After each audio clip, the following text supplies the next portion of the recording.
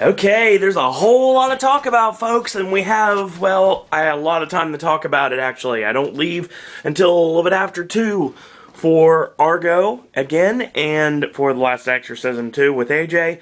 So I got some time to kill, so I thought I'd shoot you guys a video.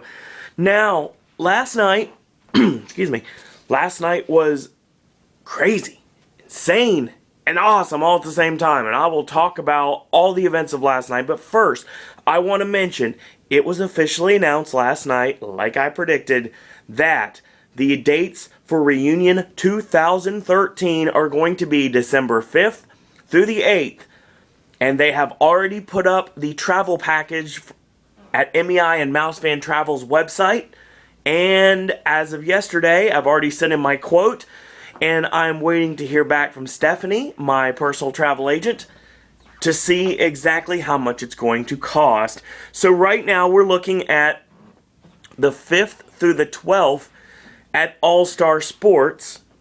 As of right now, now this may change, it depends on pricing. I don't know exactly what's going to happen with pricing. I mean, I know for a fact we've got 4 nights, and then after that, I'm not sure what's going on from the 9th to the 12th. Well, the nights of the 9th, the 10th, and the 11th. Because the 12th, of course, I think I moved back over. So, we're looking into that. If I have to do that, we might have to look into Universal as a potential option. We might have to go back to the Nickelodeon Suites. So many things need to be talked about. And, but it's official. Reunion dates are announced, and I am now booked, so awesome.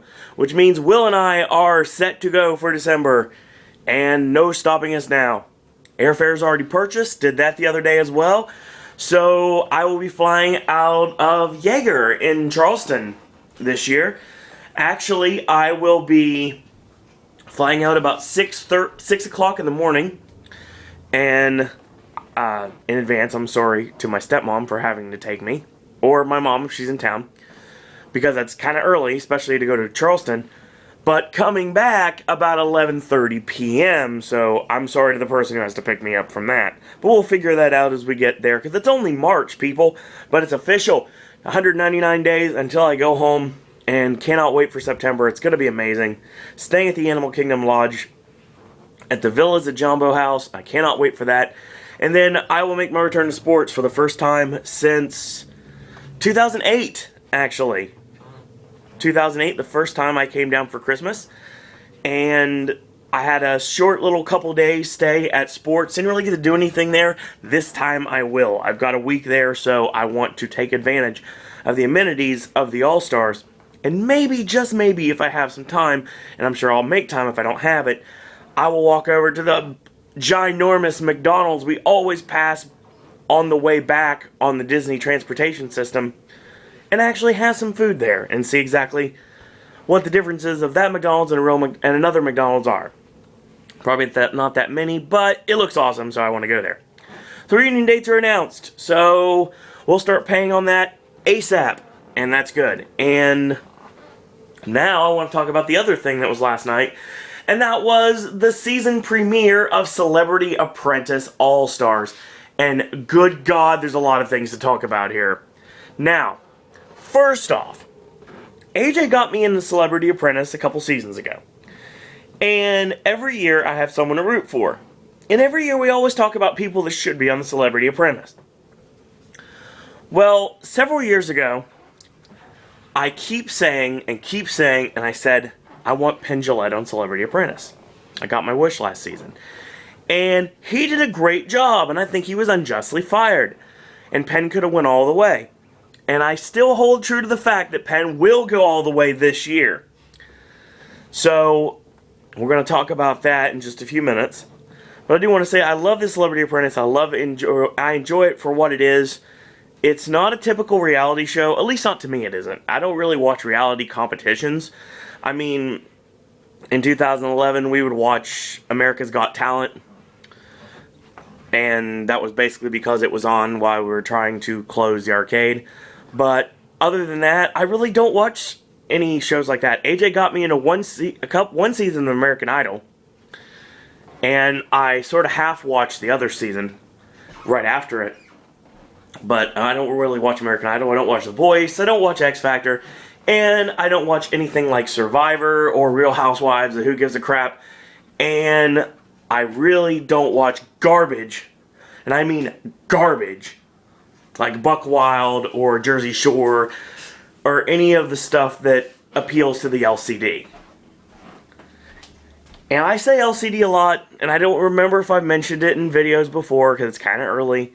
So I'm going to break it down for you. When I'm talking about the LCD, I'm talking about the lowest common denominator. And that is what I think of the people that live life like this, and people live life like this, and people live life like that. I wear a frontwards cap. Front cap. I don't wear side lame caps, okay? So, there's a lot of goofs in this world, but that's another story altogether. But it's the LCD. It's the people that cause so much trouble. Usually they're teenagers, but not always. Because there's a lot of really awesome teenagers in this world, and I've met them before. Usually at Disney. But most of them, you guys suck. Straight up. Stay away from my beat-ups. Stay away from my movie theater. God, you guys suck. But anyway. I do want to say right now, without any question, last night's opening of the Celebrity Apprentice was crazy, to say the least. Now, first off, when I looked at the all-star roster, I did not know who half of this, probably more than half of these people were. I don't know any of these people. So, right now, I'm going to do something that I'm going to start doing every Monday morning, and that's going to be my recap of last night's Celebrity Apprentice. And we're going to start with the fact that I'm just going to break it down for you. This is from televisionwithoutpity.com. Actually, this is a great website. Excuse me. It does recaps of television series, and I can probably do my recaps this way, and I think that's what it's going to work really well. What I'm going to do is I'm going to read, not necessarily verbatim, because there's a couple things I'm going to gloss over, but I do want to talk about after that. I'm going to read what happened on the episode, and I'm going to give my thoughts, because that's how we're going to do it from now on. And the standing up gimmick works really well, so that's exactly what I'm going to do, so you guys don't have to see me going every 5 seconds. I don't want to do that, so hopefully you guys enjoyed AJ's movie reviews yesterday. It's kind of funny, the fact that we both hated 21 and Over and Jack the Giant Slayer, and I'm pretty sure we're not going to like Last Exorcism either, so this may not be a good movie day. Well, it won't be a good half movie day, because obviously I get to see Argo again, and that's always awesome. And then tonight is Old School Raw, so we're going to talk Old School Raw tomorrow morning. My mom may be back tomorrow, she may not, I don't know. I don't think she knows at this point, so we'll figure that out as soon as we get there. So let's talk about the competitors first. Now, first off, Bret Michaels won Celebrity Apprentice 2 seasons ago. And it doesn't make any sense while he's coming. Okay, I'll take that back. There's reasons why he should just stay on, I don't know, as a consultant, or he could stay on as a judge, kind of like what Arsenio's doing, or what John Rich is doing, or what Piers Morgan is doing, or what Joan Rivers is doing. But no, he wants to play the game. And he wants to play the game so he can earn money for his charity, which of course is diabetes. And I understand that, that's respectable, but it's also a dumb business move. And Trump calls him out on it right away. But I'll get to that in a second. And everybody was wondering, why would Bret Michaels, who already won, who already got hired once, risk getting fired and get a blemish on his Celebrity Apprentice record? Could be any reason. So, of course, right away, bam, you've got a bullseye on Bret Michaels' head. So, let's talk about who's involved. Of course, Dennis Rodman returns, and Lisa Rinna, Claudia Jordan, Trace Adkins, Brandy Roderick, Lil Jon, Omarosa, Stephen Baldwin, Dee Snider, Mary Lou Henner, LaToya Jackson, and of course, my personal favorite, Penn Jillette, as well as the resident crazy person, Gary Busey. So, of course, I started out thinking that this season was going to be Penn's moment to shine, and it was going to be the opportunity Penn had to get hired and right the wrong from 2 seasons ago. Last season. A long day. From last season. Now, I don't understand. Oh yeah, by the way, I didn't mention John Rich winning. That was awesome. But, I don't see any mention of a lot of the people. Like, obviously, I don't see Clay. I don't see Lisa Lampanelli. There's a lot of people that I would have liked to play this game other than the people they picked. But I'll get to that later. I don't mind this cast overall, except a lot of the question marks of the female cast. I have no idea who those people are. None. But, oh well. I usually never know who half the female members of the Apprentice are. They didn't bring back Aubrey, and I know who Omarosa is because I've heard everything about her. And she's actually on my Apprentice computer game that we got in Pennsylvania. So, excuse me. So, alright. Everyone has to talk about their unfinished business as we start off the show. Everyone has something to prove, of course, except for Bret Michaels because he already won. So, everyone meets at the Metropolitan Museum of Art. And Donald shows off his style by asking a question, then interrupting the person who responds. So Trump says, Bret, it's a stupid move to return. But, I mean, honestly. And of course he shows up wearing a cowboy hat, as always, with his name emblazoned on the side. And I believe he's putting over his Pets Rock pet line of pet products from PetSmart. God, there's a lot of pets in that statement.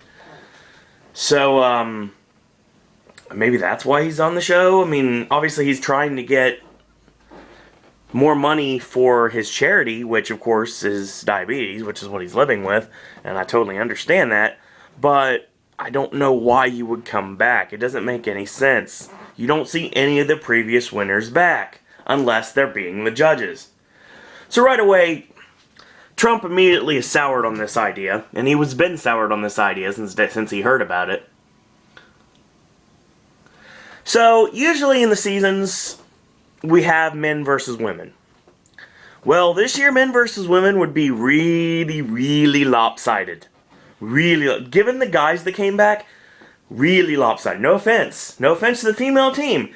Just not some very strong players. A lot of people that were eliminated, I don't know, early, and people that made stupid mistakes. And, I mean, granted, some of the guys made stupid mistakes. Stephen Baldwin made stupid mistakes, too. But that's another story altogether. This time, he pulls Bret aside, since he, of course, was the only winner of this group, and he picks Trace Adkins. And Trace Adkins, of course, is a runner-up. Runner-up to Piers Morgan. And Trace almost won, so he gets to be the second team captain. So apparently we have team captains now, so that works. So, basically, first pick, right off the top, Trace picks Penn Jillette. I'll tell you right now, I think we're looking at a potential rivalry for the final boardroom at this very moment. I did not realize, first off, how gruff Trace Adkins really was in real life. The fact that he is just literally a grumpy person at all times. And, sounds kind of like an ass, too, to be totally honest. Or the George Carlin old man character. But that's another story altogether. Now, Trace picks Penn, and of course that's a brilliant move, because Penn is literally one of the best players in the game, and he knows he's still relevant, so obviously he could still make money. And he can bring in money for challenges that involve bringing in money. Fundraising challenges are really good for Penn, because Penn has a lot of friends.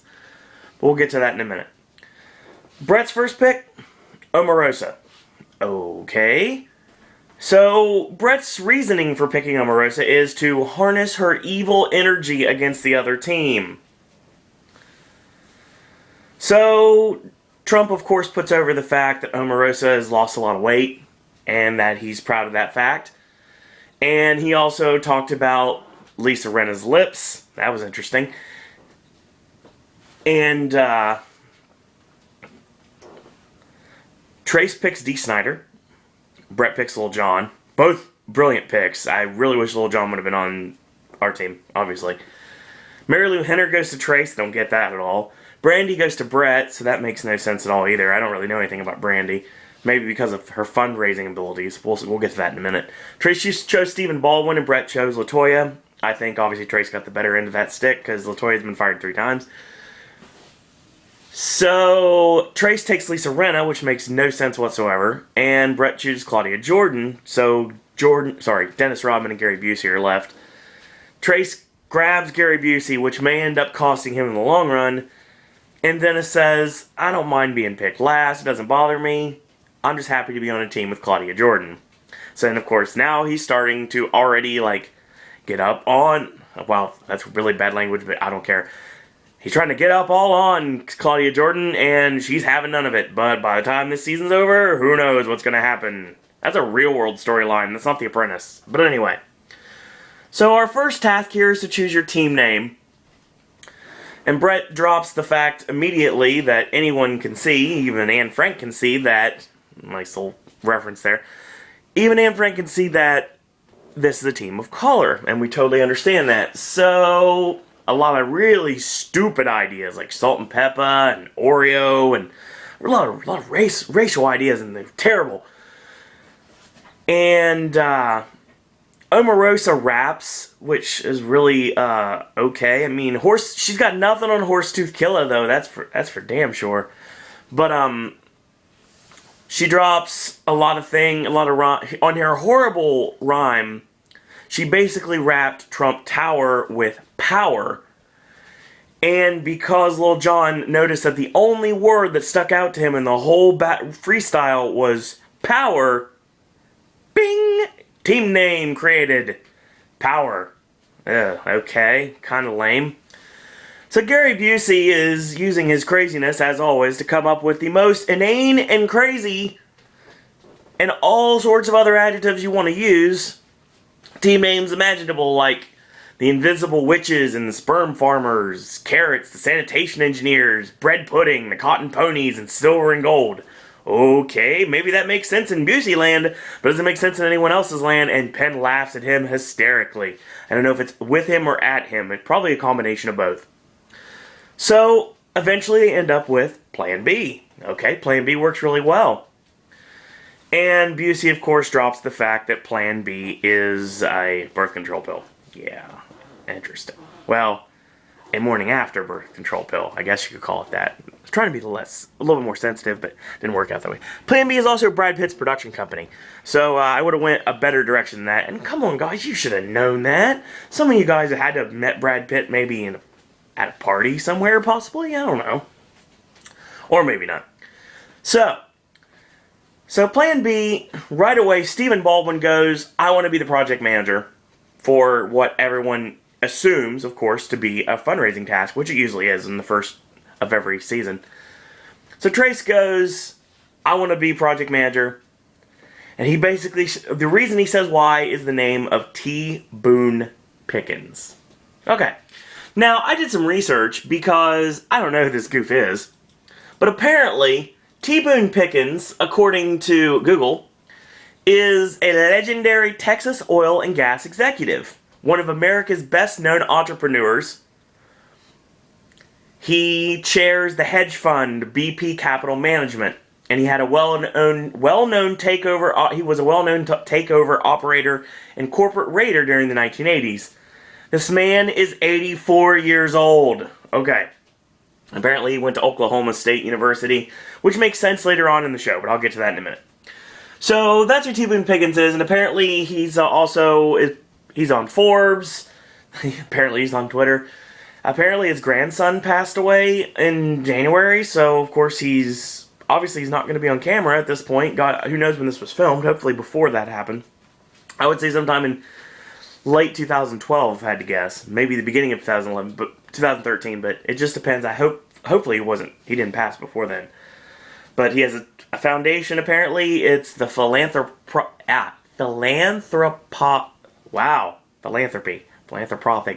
organization established by energy industry entrepreneur and shareholder rights defender T. Boone Pickens. So, okay, that's my little introduction on who T. Boone Pickens is. Alright, so, at Power, because I don't like the word team, because obviously in WWE, you know I hate the word team, Brandy and Brett both want to be project manager. So Brandy wants this so bad, and I mean literally wants this so bad, she gets on her hands and knees. This is a shoot. This isn't just me saying she got on her knees and she was saying she was going to get on her knees just to prove herself. She literally got on her knees. So Claudia goes, my girl Brandy got down on her hands and knees in front of an old rock star begging for it? So basically that was a stupid move in Claudia's mind. Brett says, just don't ask. Brett says, don't throw me under my own Rock of Love bus. Okay. Anyway, that's the reviewer, that's not Brett. But basically that's what Brett says, don't throw me under the bus. So that's pretty much what he's trying to say. Now the judges for this round are Pierce, of course, who was one of the previous winners and the person who beat Trace Adkins in his season. And the very lovely, beautiful, and incredible Ivanka Trump, of course. So Donald immediately gets on Brett's case and goes, why are you not the project manager? And Omarosa says, it's a bad idea. So apparently Omarosa is going to give her 2 cents every 5 seconds. So that's going to be what this season's all about. So I have no problem with that. Because eventually, even though I love heels, this girl's going to get annoying, and this girl's going to get fired, and it's going to be awesome. Kind of like for AJ when my girl Aubrey got fired last season. Obviously, it was the heel of the season, and everybody wanted to see her get fired, except for me, because I think she's talented and beautiful, and kind of dim-witted sometimes, but that's beside the point. I still like Aubrey, obviously. But when she got fired, AJ rejoiced. So, we are our first challenge, and these teams are going to make meatballs. They will have a meatball shop, and then they will take their signature meatball to the live audience and the live taping of Live with Kelly and Michael. Which, I've never heard of this Kelly and Michael steez. I know it's Regis and Kathy Lee, I get that. But the only time I've heard of this is, of course, when they were recently taping at Walt Disney World, and that's all I know about Kelly and Michael, so I don't even know anything about this. I don't know who Michael is, and I really don't know who, I don't know much about Kelly Ripa. I think it's Michael Strahan, possibly. I don't know, maybe a football guy. I don't care. Anyway, should have been someone else. But anyway, so the team that raises the most money will win all the funds that are collected for their respective charity. Okay, so right away, LaToya goes, Omarosa's not a star. She doesn't like the fact that she's evil and malicious and mean. So basically, I think she just pretty much got a bullseye painted on her head from Omarosa now from saying that, because Omarosa holds grudges, and we know this. So Trace has a brilliant idea that may end up biting him in the ass in the long run by saying, okay, we're not going to open the meatball shop to the public. No. We're not even going to worry about how good our meatballs actually are. We're more worried about the money. The big checks are going to come in. So, how about just maybe 15 people shows up with big checks just to donate? We'll call it a nice, lazy day. Trace, of course, continues to say he doesn't care if even someone throws up via eating his meatball. He says, stop thinking about the meatballs. So everyone is still trying to brainstorm ideas to try to make them good. So Brandy, on the other side, has all the women in the kitchen making the meatballs. Dennis wants to help cook, but Brandy really isn't very comfortable with that. So she doesn't want him to do the graphics because he doesn't even have a computer or use one. So Dennis is kind of like on the outside looking in right now. And Claudia invites him over to kind of form the meatballs. And of course he puts on the rubber gloves, and it makes me laugh. But that's another story altogether. Because of course Dennis Rodman had ginormous hands, so obviously his hands barely fit. So Plan B tries to come up with a task to absorb Gary. So Gary chopping the greens, and who thought it was a good idea to give Gary Busey a sharp knife? Not a good idea. You saw what happened with Meatloaf in the awesome meltdown from last season, so who knows what's going to happen.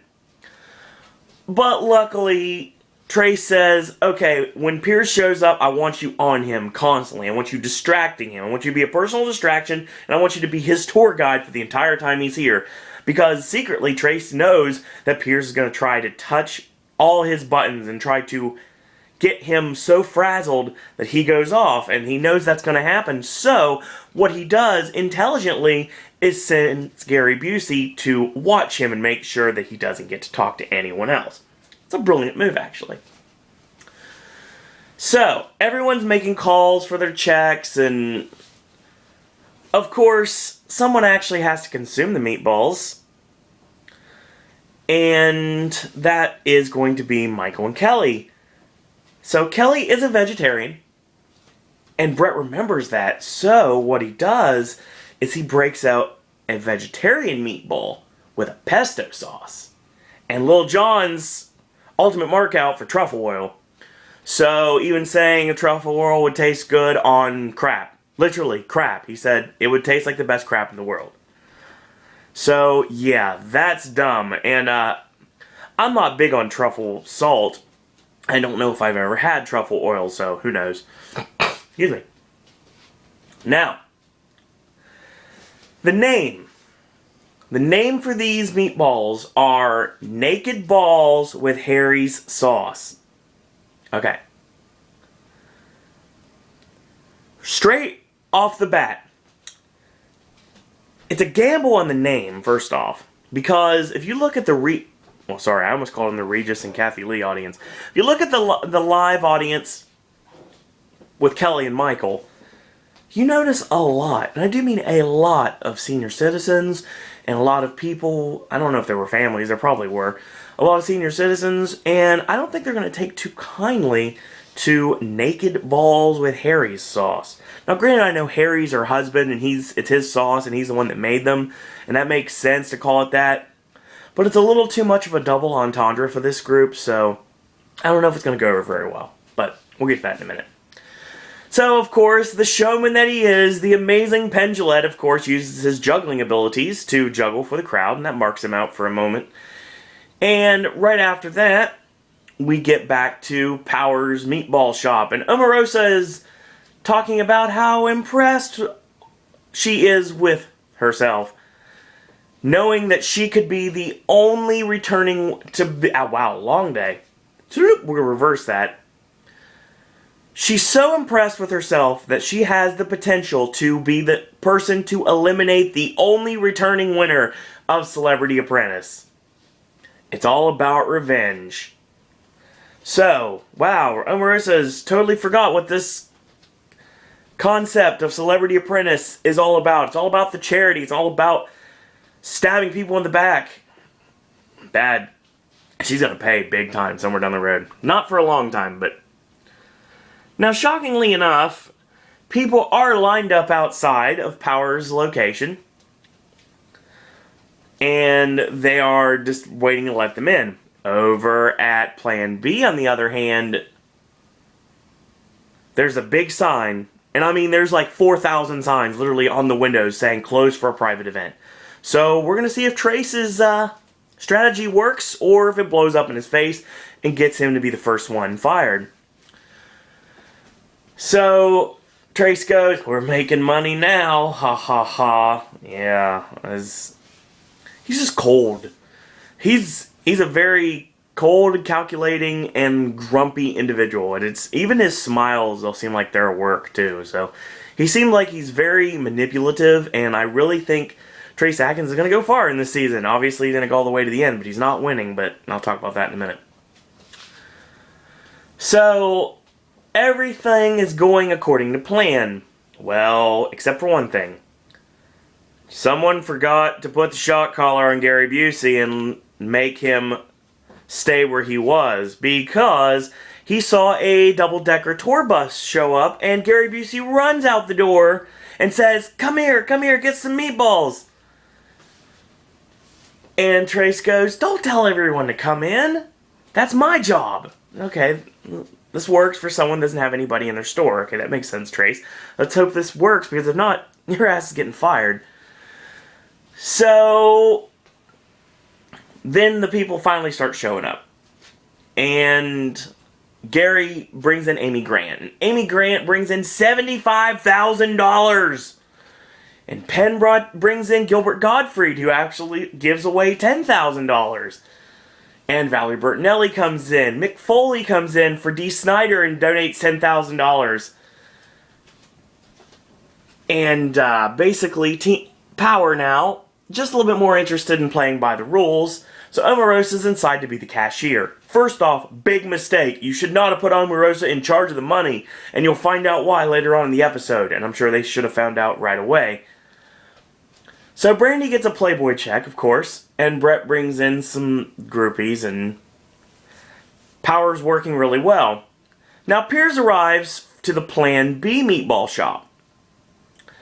And Gary immediately, like a hawk, bam, he's right on top of Piers. And it makes a lot of sense because he's just distracting him from the fact that there's no one at the shop and you can't see that they're making any money, even though they're drawing in checks in the thousands at this point. But you wouldn't know that, of course, because you see an empty meatball shop, and the first thing before you enter said meatball shop and said empty meatball shop is closed for private event. So right away, a light bulb goes off in Piers' head and says, I wonder what's going on. But he doesn't have a chance to act on that because Gary Busey's right up in his face, telling him about how they make the meatballs, taking him down in the kitchen and watching him make the meatballs and being extremely passionate. And Piers brings up later on in the boardroom about how he is with the meatballs. He's basically a meatball salesman at this point. So Piers says this strategy is pretty high risk. So we go over to Power's meatball shop, and New Jersey housewife Danielle Staub stops in and donates $1,000. And Piers comes in to question Power on their numbers. And, of course, Brandy has no idea what they're bringing in. It's all a bunch of overinflated estimates and no reality whatsoever exactly what they're bringing in. Thought of bringing in like $300,000. And no, not even close. But, and no one seems to know exactly what's going on. It's a real cluster over at Power at this point. But they're bringing in money. Or so it seems. So we get back to Plan B. And in this case, a cute blonde wearing an Oklahoma sweater shows up. And she is on behalf of T. Boone Pickens. And gives Trace a check for $100,000. So, we of course see Brandy having a visual meltdown on the phone over at Power because her big donator, one of her so-called billionaires that says that with me you will win, it's not going to be there in time.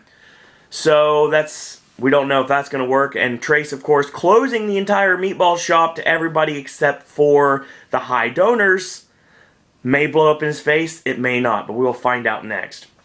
Literally, in the boardroom. So we come back from commercial, and we are in the boardroom.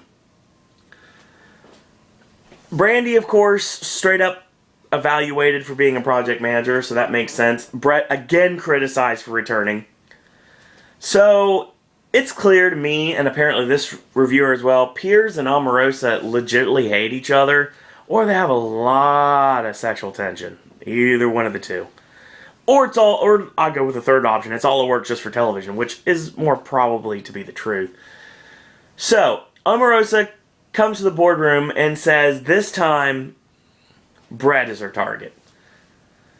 So she basically waxes poetic for a few minutes, and it's pretty much unsuccessful because Brandy is now looking to be in the most trouble.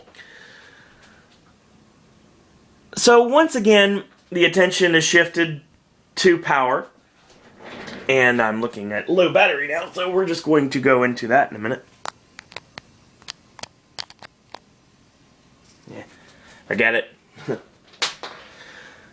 And Penn Jillette, of course, is, the most level-headed person on the team, noting that Trace's decision to count on the whales, of course, that's Vegas lingo for people that are big dollar amount tippers, big dollar amount donators, and people that spend big dollar amount, is not the decision that he would have made personally. And Gary, of course, talking about humility, which is a single-minded focus on doing good for everyone, and the making of the meatballs, the serving the meatballs. Steven is in the hot seat this time for not bringing any money, literally no money at all, and saving his big donors for when he's project manager. He wouldn't even hit his dad up. He wouldn't even hit his brother Alec up for money, even though this charity is because of his mother. But he's trying to hold it back for when he's project manager, not when Trace Adkins project manager. That's kind of a jerk thing to do, but maybe it'll come back to his advantage in the end. So we go back to Team Power. Piers is criticizing the balloons covering up some of the celebrities' faces, not being able to show certain people, and it's generally agreed upon by the judges that Omarosa is historically unlikable.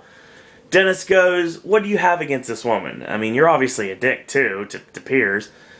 I mean, is this... Honestly, it's just like everyone is like going off on Piers and it doesn't really make much sense, but we'll get to that in a minute." So, basically, Claudia says Piers is whining like a woman, so Ivanka says it's very derogatory towards women by saying that. And Donald says that Kelly and Michael like the Team Power vegetarian meatball better, so they win an extra 20 grand, so that makes sense. Their total is now $250,523. Okay. Plan B's total? $419,539. Where did $9 come from? Seriously, I don't know. But we'll get to that in a minute. Now, basically, I'm going to have to look upwards because now I'm trying to charge the iPod. There we go. Hello. So Trace, of course, wins all the money for the American Red Cross, and his anti-strategy of probably trying to throw everyone under the bus and get himself fired didn't pay off. So we're looking at Brandy or Brett to be the one that's fired. Okay, that's interesting. So in the boardroom, Donald says, "Brandy, whose fault is it that they lost?" Brandy says, "Omarosa made the least money." But Omarosa, of course, in her infinite wisdom, turned it back on Brandy. And suddenly it turns into Donald asking Brandy if she thinks Omarosa stole money from the challenge. So, of course, right away, you're trying to piss off Omarosa. That's a great idea. So Brandy doesn't know her numbers or how much each person brought in, just like a project manager would want to know. But Brett gets some heat as well for choosing Omarosa in the first place, but isn't allowed to explain himself because everyone keeps interrupting him. Now, the only reason Omarosa is so good at this game is because she doesn't allow anyone to interrupt her, and she goes along with whatever Donald throws out. So that's why she plays the game. So Power goes down the line claiming how much they brought in. Now, we obviously can't trust what Omarosa says because she wants Brett's head on a stake.